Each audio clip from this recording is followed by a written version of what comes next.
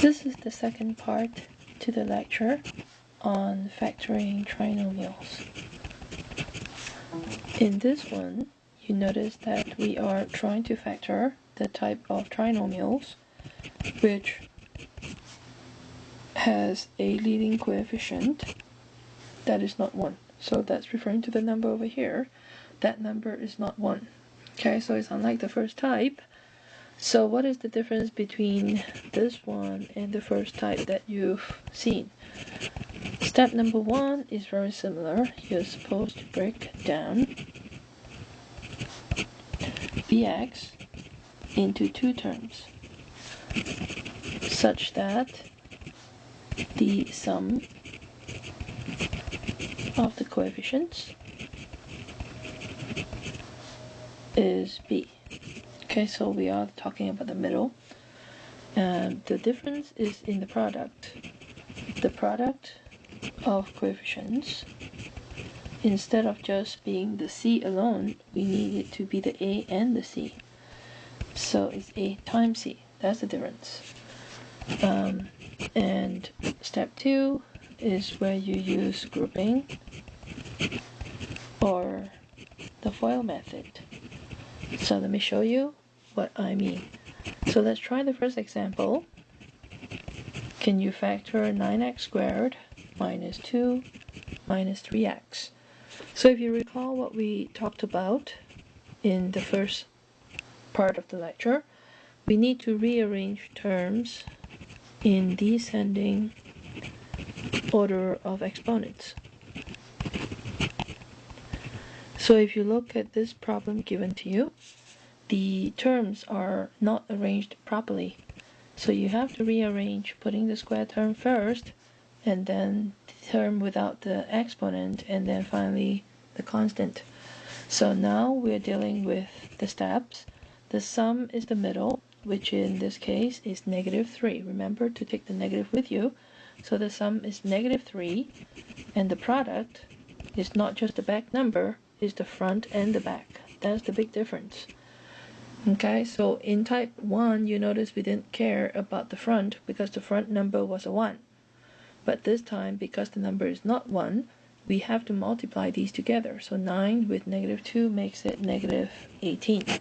And just like type 1, you use the product to help you. So ask yourself, what times what gives you 18, but yet combined gives you 3? So you could think of 9 and 2, but 9 and 2 will not give you 3, whether you add or subtract them. So 9 and 2 is out. So the next choice probably would be 6 and 3, because 6 and 3 gives you 18. And to get a sum of -3, I would need a -6 and a +3. So -6 and +3 gives me a sum of -3, but yet when I multiply, it gives me -18. Okay, so just like what you saw in type 1, this is where we break the middle piece down. Okay, so we break it into two pieces using -6 and 3. So it's -6x plus 3x. So -6x plus 3x gives me back the -3x. 9x squared is in the front and -2 is in the back. So the reason why you break the middle into two pieces is because we're planning to use grouping. And in grouping, that means that we need at least 4 terms. Okay, so this is where the middle is broken into two. The first 2 goes into the first parentheses, and the next 2 goes into the next parentheses. So in the first parentheses, what is common between 9x squared and 6x? So you notice 3 is common, because 3 can divide 9 and 6.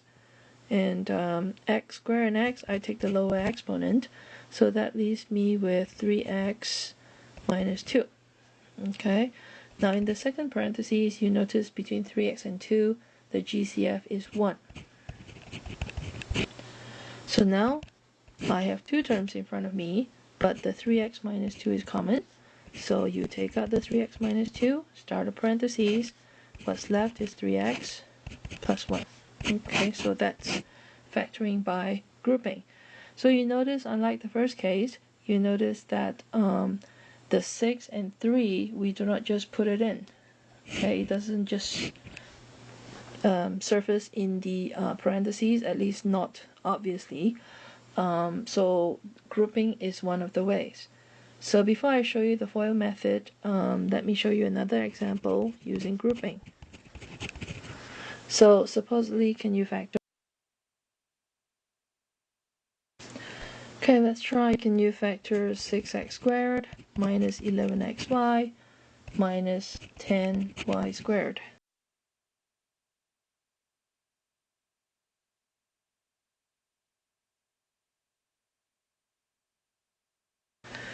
So, as we discussed in part 1 lecture, you are supposed to look at only one variable, even though in this expression there's two. So focusing on one of the variables, you notice there's x squared and then followed by x, and in this last term, there is the variable y, but the variable x is not there. So it is in descending order of exponents for x. Okay, so it is in the correct order. So the sum you're looking for is the middle term, which is negative 11, and the product is the front and the back. So that's 6 times negative 10, which is negative 60. So you could try numbers that give you 60, and I think a common choice would be, say, 6 and 10. Okay, but 6 and 10 will not give you 11. So what you can do is break down the 6. Break down the 6 as 2 and 3, and break down the 10 as 2 and 5. So right in front of me, I have 4 little numbers, 2 times 3 times 2 times 5. So I need to mix and match them to get 11. And what I see is if I match the 3 and the 5, it gives me 15. And when I match the 2 and the 2, it gives me 4. So 15 and 4 also gives me 60. And I could get 11 out of it if I put negative 15 and positive 4. Okay, so when I multiply, it gives me negative 60. And when I add, it gives me negative 11. So same thing, you're going to break the middle piece into two pieces. So you have 6x squared minus 15xy plus 4xy, because minus 15 plus 4 is minus 11xy, minus 10y squared. So the first two pieces goes into the first parentheses, and the next two terms goes into the second parentheses. Now in the first parentheses, you notice that 3 can go into 6 and 15 and x. So 3x is common, leaving me with 2x minus 5y. And in the second parentheses, 2 will go into 4 and 10 and y. So 2y, and then I have 2x minus 5y. Okay, so to know whether I did it correctly, you have to check the two groups. And that's a good thing. We have something in common, right? So take it out. So you have 2x minus 5y. That's what's common. Start a parentheses for the leftover. It will be 3x. And then plus 2y. And then you're done. Okay, so again, you notice that our choices were 15 and 4. But 15 and 4 is not, at least not obviously there. Okay, so this is the answer to the factoring. So the big question is, okay, so does that mean there's no shortcut, that grouping is the only way to do it? The answer is no. There is a way you can see. So let's see. The question came as 9x squared minus 3x minus 2. I'm looking at example 1. Okay, so I'm looking at this problem right now. 9x squared minus 3x minus 2. What happens is I take the sum and I take the product. Okay, so I still have to do this. And then we found the answers to be minus 6 and plus 3. So is there a quicker way to bypass the grouping and straight away get the answer? Right here. And the answer is yes.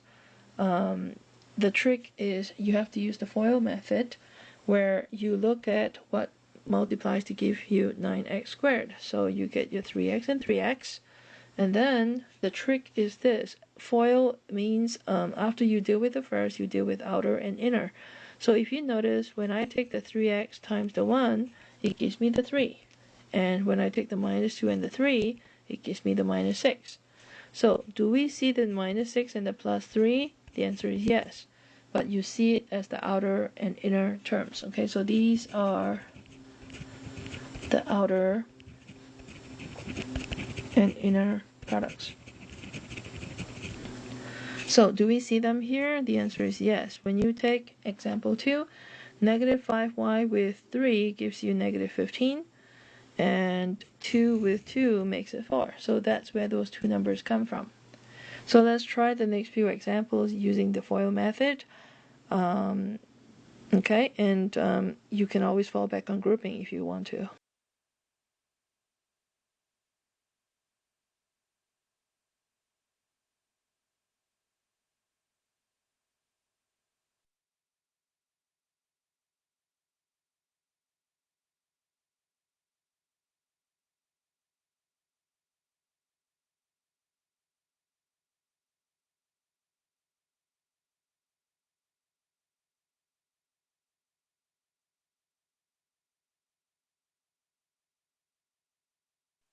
Okay, let's look at example 3. Can you factor, say, 12x plus 4x squared plus 9? So remember, you have to get them in descending order of exponents, so make sure you rearrange. And so you end up with 4x squared first, and then plus 12x plus 9. What sum are we looking for, and what product? Okay, so the sum is the middle term, which is 12, positive 12. And the product, remember, is not just the back, it's the front and the back. So it's 4 times 9. That makes it 36 positive. And I'm using product to help me. So what times what gives me 36? So you could think of 9 and 4. Okay, but 9 and 4 will not give you 12. So break down the 9 is 3 and 3, and 4 is 2 and 2. So we could use 6 and 6. 6 times 6 will give you 12 if you take plus on both. Okay, so let's try the FOIL method. And the FOIL method requires you to do this. So ask yourself, what times what gives you 4x squared? So 4x squared is, say, 2x and 2x. Now, is 2 and 2 the correct choice? And the answer is yes, because 2 can multiply by something to give you 6, and the other 2 can also multiply by something to give you 6. Okay, so that's when you have to figure out 2 times what will give you 6. That's how you have to think. So remember, you're supposed to fill in the mystery number right here. So you ask yourself, 2 times what number will give you positive 6x? So the answer is, okay, 2 times 2x times 3 will give you positive 6x. And then you need a 12, so you need to ask yourself this time the inner product. 2x times what will give me 6x again? So this time it will be also plus 3. Now in the event if both parentheses are the same, you might want to carry one more step and call it 2x plus 3 all squared.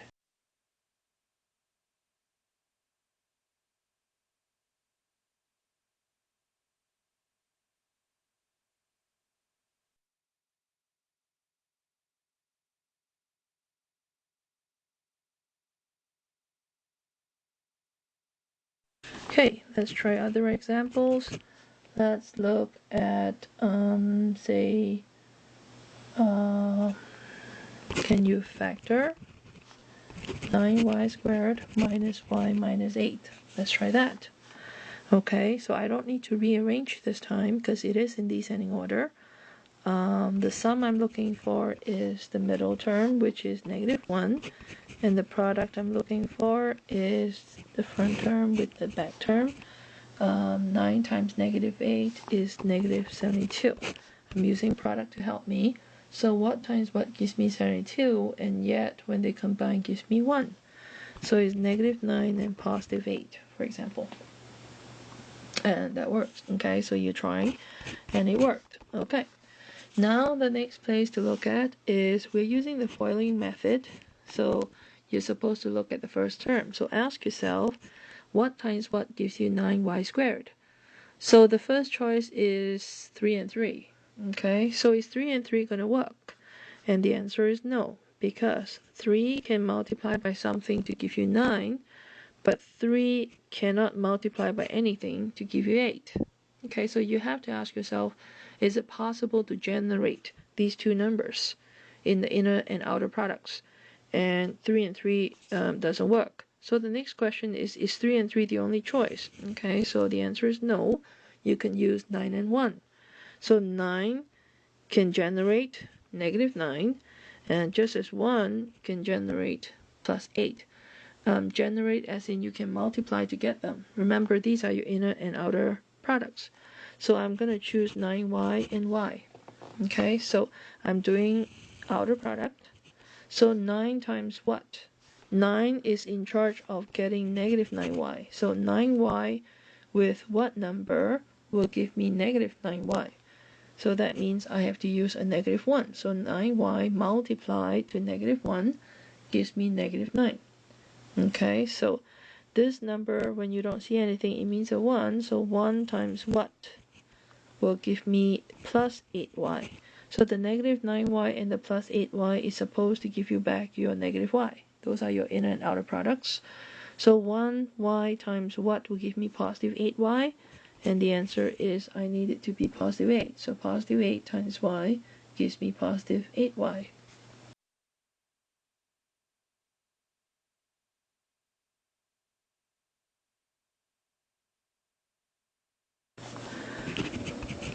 Okay, let's try another example. Can you factor 10x squared minus 19x plus 6? Okay, let's try. It is in the correct order, so I'm going straight to sum and product. So the sum is supposed to give me the middle number, which is negative 19, and the product gives me the front and the back, which is positive 60. I'm using the product to help me. So what times what gives me 60 and yet gives me 19 in total? So we could try 6 and 10, okay, except 6 and 10 does not give me 19. So one trick that I had mentioned before is to break them down into little pieces like this. 6 is 3 times 2, just as 10 is 5 times 2. So now in 4 little pieces, I'm looking at how I can mix and match them to get 19. And this is what I see. 5 and 3 makes it 15. 2 and 2 makes it 4. And that's how I can get 19 if I put a minus on both. So negative 15 and negative 4 makes it negative 19. And yet when I multiply, the two negatives makes it a plus. Okay, so remember the method we're trying to use here is FOIL. So the next thing to do is to look at F. So looking at the 10, how can I multiply to give me 10? So you have like two choices. You could use 2 and 5, and you could use 10 and 1. So which one would I use? And looking at the 15 and 4, I understand that these are my inner and outer products. So I'm going to use 5 and 2 because 5 can multiply with something to give me negative 15, just as 2 can multiply with something to give me negative 4. Okay, so could I have used 10 and 1? The answer is no, because what can I multiply to 10 to give me negative 15? I don't have any choices, just as I can't multiply 10 with anything to give me negative 4, at least not a whole number. Okay, so that's why the choice is going to be 5x and 2x. So 5x and 2x gives me my 10x squared, and now I'm going to take the outer product. So here is telling me that the 5 is in charge of getting me a product of negative 15x. So 5 times what will give me negative 15x? So that tells me I need a minus 3. So that 5 times minus 3 is minus 15. And if minus 15 is taken care of, then the inner product is supposed to give me negative 4x. So with the 2x, that tells me that I need a negative 2.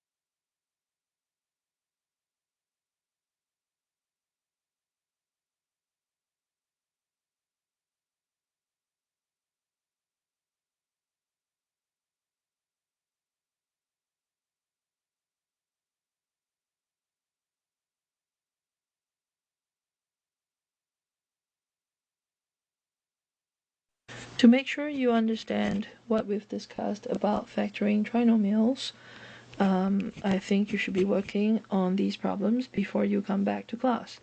6.2 on page 272 in your textbook.